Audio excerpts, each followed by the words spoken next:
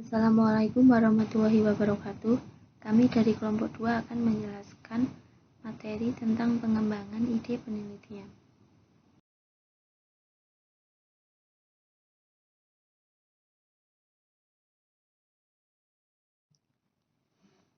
Berikut anggota dari kelompok kami. Yang pertama, Nuzul Hikmatul Ula dengan NPM 1910104041. Yang kedua, Yuwana Gabriela Srianto dengan NPM 2010104070. Yang ketiga, Panca Safira Amelia dengan NPM 2010204072.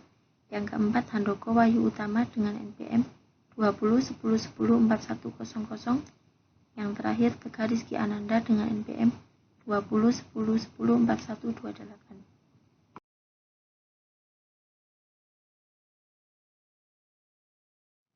Yang pertama, tentang urutan penelitian.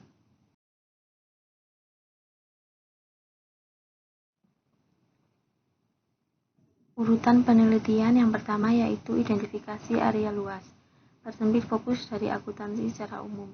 Kemudian yang kedua, pilih topik, spesifikasi subbidang untuk memberikan fokus yang lebih ketat. Kemudian yang ketiga, putuskan pendekatan, pemikiran awal terkait pendekatan sumber daya alam yang tersedia dan sumber data yang diperlukan. Kemudian yang keempat, merumuskan rencana. Rencana ini harus mencakup konferensi target di mana temuan awal dapat dipresentasikan dan untuk tenggat waktu. Kemudian yang kelima, mengumpulkan informasi. Pengumpulan data dengan tepat apa yang ingin kita ketahui dan untuk tujuan apa. Kemudian yang keenam, analisis data. Metode analisis data dan persyaratan perangkat lunak harus terlihat pada awal proses penelitian. Kemudian urutan terakhir yaitu temuan saat ini. Pendahulu untuk publikasi dalam literatur referensi.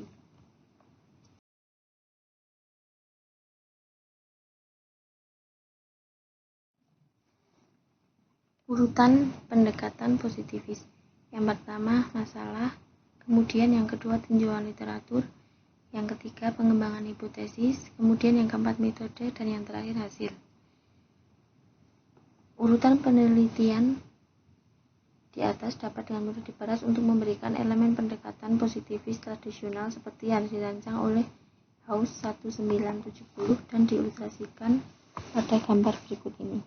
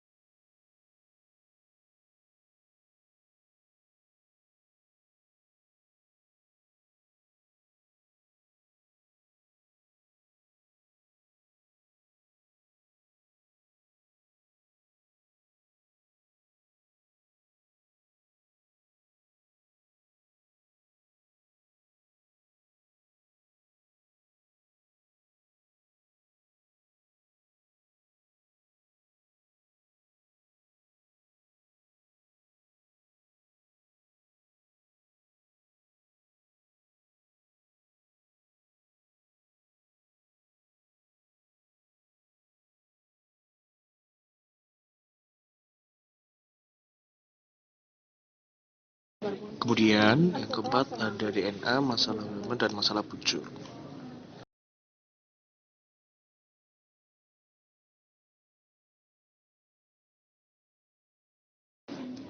Kemudian ada hal penting yang diperlukan dalam mengembangkan ide penelitian.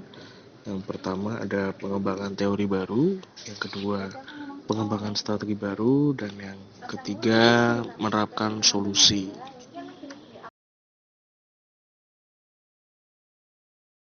Selanjutnya ada akuntansi manajemen strategis, di mana dalam lingkungan akuntansi kita dapat mengamati, identifikasi, definisi, dan solusi untuk masalah praktik bisnis. Solusi yang memerlukan spesifikasi, hati-hati dari pernyataan penelitian, mengembangkan hipotesis dan strategi implementasi alternatif. Jadi John Harvey Jones menyebutkan pemecah masalah terkenal dari serial televisi Eponymous merinci pendekatannya terhadap penyelidikan masalah bisnis dalam situasi bisnis nyata. Aktivitasnya mungkin dianggap sesuai.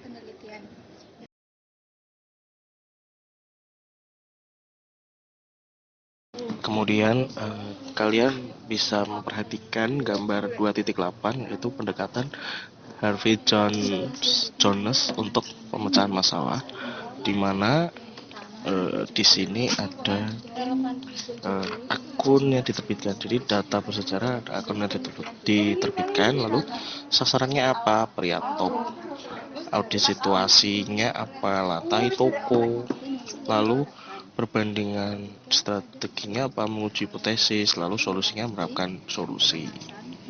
Kalian bisa di pause untuk melihat lebih secara rinci.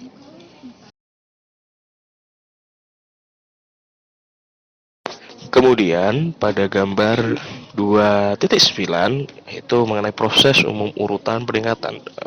Untuk gambar lebih jelasnya kalian bisa di pause atau mungkin sambil mendengarkan. Pertama ada tujuan perusahaan kongruen dengan target atau ukuran pada setiap tahap rantai nilai. Yang kedua, audit situasi, analisis dampak keuangan atau kompetisi, pemasaran atau lingkungan. Yang ketiga, pembandingan, analisis serupa dengan kinerja pesaing untuk menentukan area kekuatan dan keandalan relatif. Yang keempat, alternatif strategi, rumuskan atau menerapkan strategi ofensif atau defensif yang optimal. Yang kelima, evaluasi prestasi, yaitu pemantauan dengan langkah-langkah keuangan atau non-keuangan. Dan yang terakhir, implementasi sistem akuntansi, mengubah sumber informasi atau tindakan atau praktik laporan untuk menciptakan manajemen internal yang relevan. Sekian dari kelompok kami, kurang lebihnya mohon maaf. Terima kasih. Assalamualaikum warahmatullahi wabarakatuh.